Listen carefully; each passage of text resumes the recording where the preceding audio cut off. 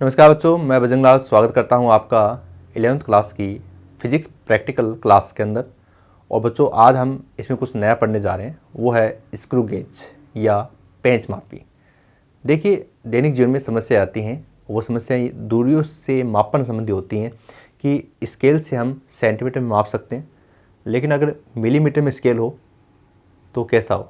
तो उसके लिए हमें बिल्कुल सूक्ष्म दूरियों का मापन करने के लिए जिस उपकरण को काम में लेते हैं वो है हमारा स्क्रू गेज। ये क्या करता है, जैसे आपको बाल है, अब बाल का व्यास ज्ञात करना है तो आप हंसने लग जाओगे कि बाल का व्यास कैसे ज्ञात करेंगे, बाल की त्रिज्या कैसे ज्ञात करेंगे। तो भैया उसके लिए बना है स्क्रू गेज, जिसका दूसरा नाम है पेंच मापी। तो आज हम कुछ वैसा ही प्रयोग पढ़ रहे हैं और उसके अंदर है कि स्क्रू गेज की सहायता से दिए गए तार बिल्कुल पतले से पतला तार लेंगे अपन, जो आपकी मर्जी है। और नेक्स्ट प्रैक्टिकल में आपको और भी पतली चीज़ें आपको दिखाई देंगे। अपन व्यास ज्ञात करना तथा तार का आयतन भी, साथ में उसका आयतन भी ज्ञात करना है। ओके, चलो सबसे पहले ऑब्जेक्ट की बात कर लेते हैं। उद्देश्य क्या है इसका? उद्देश्य है इसका स्क्रू गेज की सहायता से दिए गए तार का व्यास ज्ञात करना। तार बिल्कुल पतला लेंगे अपन और तार का साथ में क्या करेंगे, आयतन ज्ञात करेंगे। अब उपकरण के अंदर क्या क्या चाहिए हमें? एक तो हमें चाहिए स्क्रू गेज चाहिए, पतला तार चाहिए और मीटर पैमाना नापने के लिए।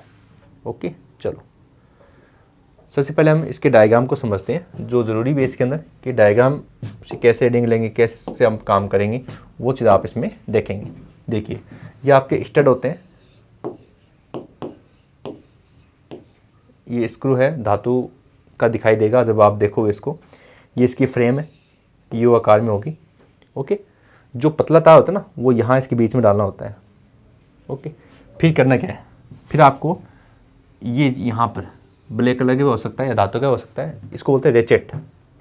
इस रेचेट को घुमाना है, और ये जो थिम्बल है ये सब इसके साथ ये घूमते आएंगे। ध्यान देना, यहाँ पर ये जो दिख रहा है ये एक स्केल दिख रहा है आपको, वर्ताकार स्केल, सर्कुलर स्केल। यहाँ लिखा हुआ, रीडिंग लिखी है यहाँ पर रीडिंग लिखी हुई है 0 से लेकर 100 तक, पूरा एक सर्किल है।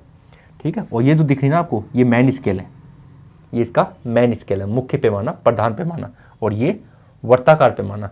तो जब आप इसको रेचेट से घुमाओगे ना, और तार यहाँ बीच में, तो ये पूरा इस तार को अपने अंदर फिट कर देगा यहाँ पर। और जैसे ही आवाज़ आई रेचेट से, भाई कट की आवाज़ आई, कट कट कट ऐसे, तो वो जो आवाज़ आती है तो आप समझ जाना कि तार टाइट हो चुका है। आप आगे मत बढ़ना, क्योंकि आगे वो टूटने का चांस होता है इसमें, तार के नहीं, उस रेचेट के। और आप तो समझ जाए कि आवाज़ आती है कि अपना ये टाइट हो चुका है। ठीक है, फिर उसके बाद में करना क्या होता है, उसके बाद में आपको इसमें 2 रीडिंग काउंट करनी होती हैं। एक तो मेन स्केल, ये दिख रहा है आपको 0.5। ओके, 0.5। और फिर ये देखनी है आपको वर्ताकार पैमाना कि इसमें कितनी है। लेकिन उससे पहले मैं आपको बता दूं, जब इसके बीच में तार नहीं है उस कंडीशन में, और ये धातु पूरे यहाँ पर लगी हुई है, उस कंडीशन में आपको ये देखना है कि ये जो है ना, इसका जो 0 है, यहाँ पर ऐसे लाइनें होती हैं अलग अलग, उनमें भी एक 0 होता है बीच में, एक लाइन ऐसे होती है 0 की। जब आप इसको करते हो तो वो लाइन इस लाइन से क्या कर रही है, कोइंसाइड, उसकी सिद्ध में है क्या, मतलब वर्ताकार पैमाने का 0 इस मेन स्केल की सिद्ध में है या नहीं है, वो आपको देखना होगा। अगर आपका 0 ऊपर चला गया, इसका मतलब धनात्मक त्रुटि, प्लस में त्रुटि हो गई। और अगर नीचे चला गया तो इसका मतलब त्रुटि ऋणात्मक है। तो ये चीज़ आपको देखनी पड़ेगी, शून्याङ्क त्रुटि इसको कहते हैं, समझ गए। और अगर 0 से 0 कोइंसाइड है, दैट मीन्स आपका उपकरण 101% सही है, मतलब अच्छा है।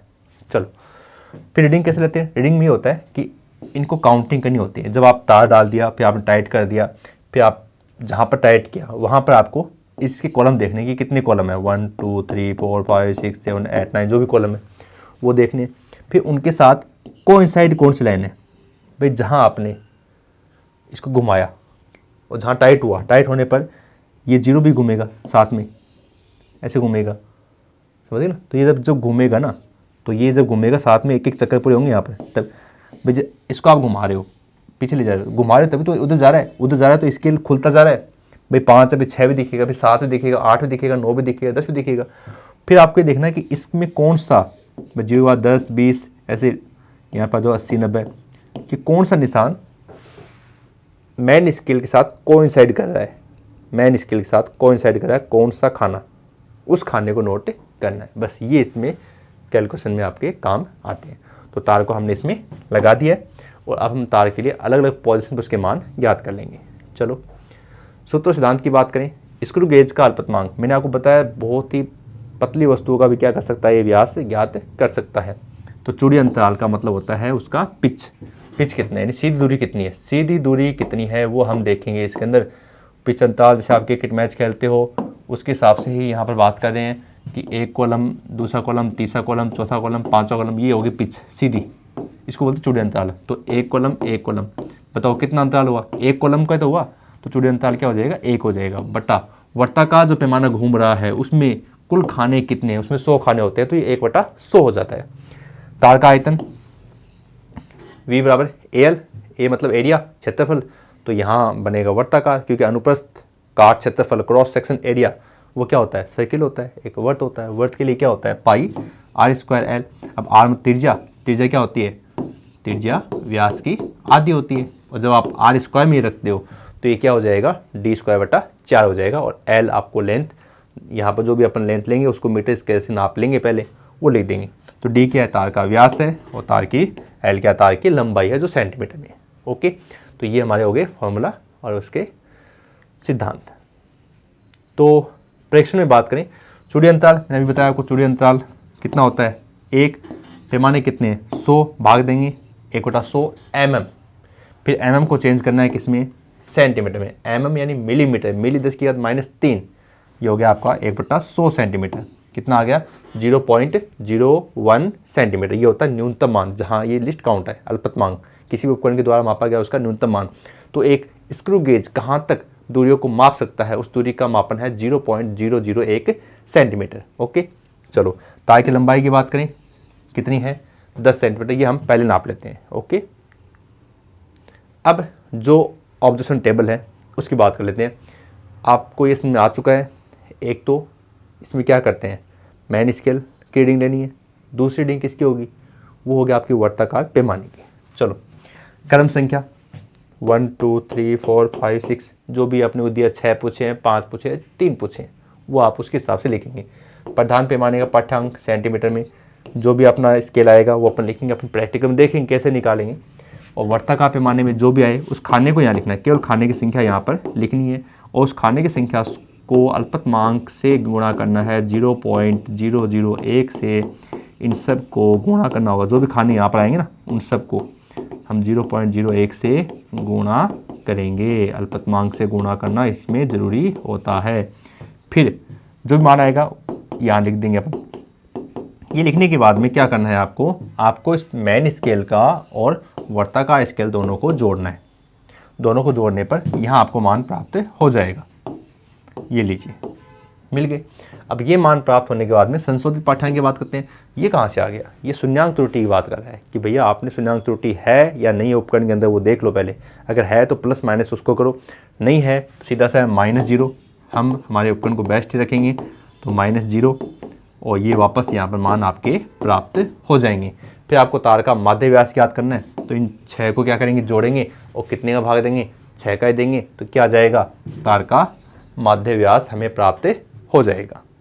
तो बच्चों अब इस प्रयोग को हम एज ए प्रैक्टिकल करके देखते हैं। तो बच्चों अब हम स्क्रू गेज को प्रयोग के द्वारा करके देखते हैं कि कैसे हम ये प्रयोग करेंगे। जैसा कि मैं आपको बता चुका हूँ कि ये प्रयोग बहुत ही आसान प्रयोग है, और मैकेनिकल में ये सारी जगह आपके लगभग काम आने वाला है। अब देखिए इसमें ये आपको दिख रहा है, इसके अंदर ये एक यू शेप जो दिख रही है, इसके ऊपर आप देखिए, इसको मैं घुमा रहा हूँ, इसको हम बोलते हैं रेचेट, ये घुमाने का होता है। ये देखिए जैसे हम इसको घुमा रहे हैं वैसे वैसे यहाँ बीच में एक स्पेस दिख रहा है, ठीक है।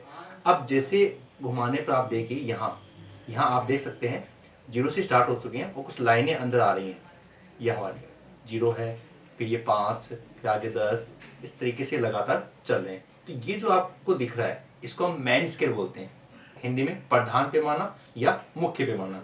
और ये जो साइड में दिख रहा है आपको, ये वैसे भी सर्कुलर है, भाई वर्ताकार है, तो इसको हम वर्ताकार पैमाना कहते हैं।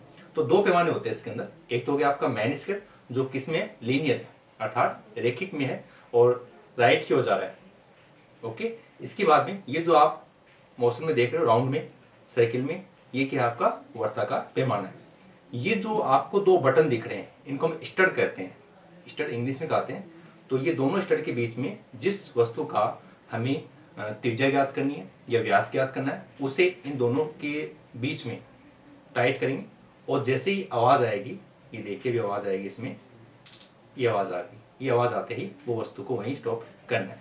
फिर उसके बाद में इस स्केल से जो ये दिख रहे हैं आपको, ये हम कैसे यूज में लेंगे इसकी हम बात करेंगे, फिर हम उसका व्यास ज्ञात कर सकते हैं। अब देखिए मेजरमेंट से पहले सबसे जरूरी चीज़ क्या होती है, वो होती है उस उपकरण का अल्पतमांक, लिस्ट काउंट। अल्पतमांक का मतलब होता है किसी भी उपकरण के द्वारा मापा गया उसका न्यूनतम मान, सबसे मिनिमम वैल्यू कितनी वो माप सकता है। तो इसके लिए हम क्या करेंगे, इसके लिए हम इसको यहाँ से सर्किल में मूव करवा रहे हैं। देखिए तो आपको ये जो लाइनें दिख रही हैं, तो लीनियर के अंदर जो गैप दिख रहा है आपको, जिसको हम कह सकते हैं चूड़ी अंतराल, भाई चूड़ी की तरह एक बार घुमाना है, तो एक बार घुमाओगे तो इसमें एक लाइन आपके सामने आ जाएगी। देखिए फिलहाल ये 0 पर है, तो ये हमने इसको घुमाया और ये बन गया इसमें एक लाइन, तो एक लाइन हो गई। तो इस एक लाइन का मतलब है चूड़ी अंतराल, या आप इसको पिच कह सकते हैं। पिच जैसे हम क्रिकेट मैच खेलते हैं तो बीच में होते हैं पिच जो बिल्कुल फ्लैट होती है, समतल, तो उसी तरीके से हमने गैप बनाया और क्या हो गया ये एक अंतराल। फिर हम क्या करेंगे, कुल राउंड कितने लग रहे हैं, सर्किल में कितने राउंड है, तो आप देखिए हम इसको 0 से स्टार्ट करेंगे, ये यहाँ से 0 है और 0 से स्टार्ट करेंगे। अब मैं इसको घुमा रहा हूँ तो देखिए 20, 40, 60, 80 और वापस ये 20 पॉइंट के साथ ये बन गया 100। तो यानी हमने इसका लिस्ट काउंट कैसे निकालेंगे, तो उसके लिए देखिए फॉर्मूला हमारे सामने, अल्पतमांक बराबर चूड़ी अंतराल, कोष्टक में हमने पिच लिखा है, पिच का मतलब आपको लीनियर जाना है, अपॉन में वर्ताकार पैमाने पर कुल अंश कितने हैं। तो चूड़ी अंतराल जो हमने लिया इसका अंतराल कितना है बच्चों, 1 है, अपॉन में पैमाने पर कुल भागों की संख्या आप देख सकते हैं, ये राउंड है पूरा 100 का एक सर्किल है। तो हम क्या कर देंगे, इसमें 100 लिख देंगे। जब इसको सोल्व करेंगे तो ये हो गया आपका 0.01 mm का अर्थ आप जानते हैं मिलीमीटर। हम इस मिलीमीटर को चेंज करेंगे सेंटीमीटर में। कैसे, 0.01 मिली का मतलब होता है 10 की घात -3,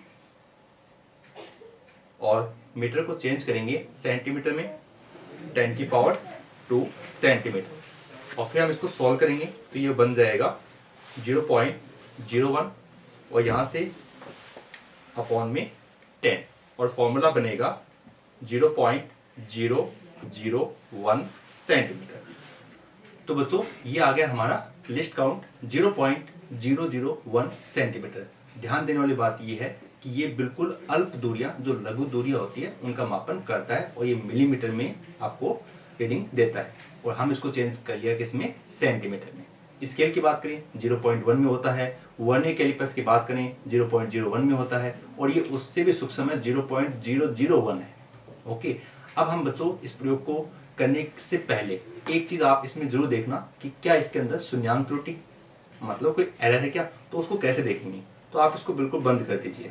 बंद कर दिया, बंद करते ही आपको ये देखना है कि जो इस सर्कुलर है, इस सर्कुलर का 0 का जो निशान है, वो निशान मैन स्केल का जो निशान है, ये देखिए ये वाला निशान, और मैं इसको वापस 0 पर ला रहा हूँ, ये हो गया यहाँ पर 0 पर। क्या ये दोनों एक ही सिद्ध में है, यहाँ पर दोनों एक ही सिद्ध में है, बिल्कुल एक ही सिद्ध में है, तो इसका मतलब इसके अंदर कोई एरर नहीं है, एरर 0 है। लेकिन अगर बाई चांस आप प्रयोग कर रहे हैं और उसमें आपको लगता है कि 0 आपका मैन स्केल से ऊपर जा रहा है, तो आप उसमें लाइनें काउंट कर लेना 1 2 3 जितने भी हैं, और उनको आप प्लस में लेंगे, और अगर ये नीचे जा रहा है 0 तो आप उनको माइनस में लेंगे, वो लाइन आपको काउंट करनी है। ठीक है, तो इसके साथ हम शुरू करते हैं। हम दिए गए तार को, हमारा जो प्रयोग है वो किसका है, पतले तार का प्रयोग है। तो तार को हम यहाँ दोनों स्टर के बीच में किसी भी एक बिंदु पर जाकर लगा देंगे। जगह फिक्स नहीं है, आप कहीं से भी इसको लगा सकते हैं। जैसे हमने ये रखा है और इसको घुमाया, आवाज आई, इसका मतलब हमें रुकना है।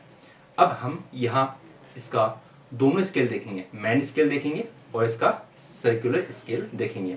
मैन स्केल आप देख सकते हैं बिल्कुल घुमा ही नहीं है, थोड़ा सा मामूली से घुमा, एक लाइन दिख रही है, उस लाइन के ऊपर दिख रहा है 0। तो जो मैन स्केल है तो वो इसका कितना हो गया, 0 हो गया।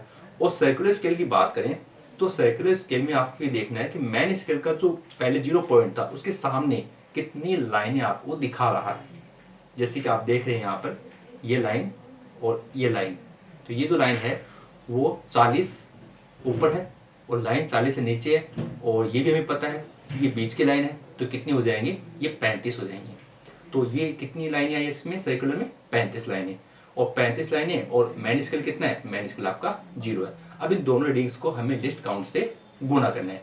चलो ऑब्जर्वेशन टेबल की बात करते हैं। तो ऑब्जर्वेशन टेबल में बच्चों हमें करना क्या होता है वो देखिए आप, हम किसी भी तार के लिए बात कर रहे हैं, तो तार के लिए हम क्या करेंगे, जो रीडिंग्स है उनकी बात करते हैं। पहला देखिए, सबसे पहले हमने किया क्रम संख्या, जो आपके सामने हमने किया है, उसमें प्रधान यानी जो मैन स्केल है उसका पाठ्यांक कितना आया है, तो उसका पाठ्यांक 0 आया है।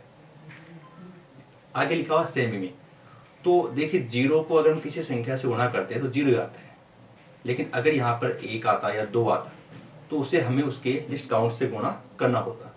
लेकिन फिलहाल ऐसी कोई समस्या यहाँ है नहीं, अदरवाइज होती तो उसको गुणा करते हम 0.001 वाले लिस्ट काउंट के साथ। तो यहाँ आपको प्रधान पैमाने का पाठ्यांक लिखना है जो आपके सामने है 0 है। अब उसके बाद में वर्ताकार पैमाने का जो पाठ्यांक है उसकी बात करते हैं, और ये तो वैसे मैन स्केल है, मैन स्केल तो आपको दिख जाएगा साफ साफ, उसमें लिख देना जितना भी आपको 1 दिख रहा है, 2 दिख रहा है, 3 दिख रहा है। और लिस्ट काउंट के साथ हमें ये लिखना पड़ेगा कि वर्ताकार स्केल में कितना है। जैसे इसमें कितने हैं, इसमें 35 है, तो ये लीजिए कोइंसाइड कितने आ गए, 35 आ गए। अब 35 आ गए, आपको 35 को मल्टीप्लाई करना है लिस्ट काउंट से, ओके। और इसी तरीके से हमें ये प्रयोग है वो 6 बार दोहराना है। चलो नेक्स्ट टाइम करते हैं। यहाँ से देखिए मैंने फिर से जगह बदल दी तार की और इसको वापस लगाया।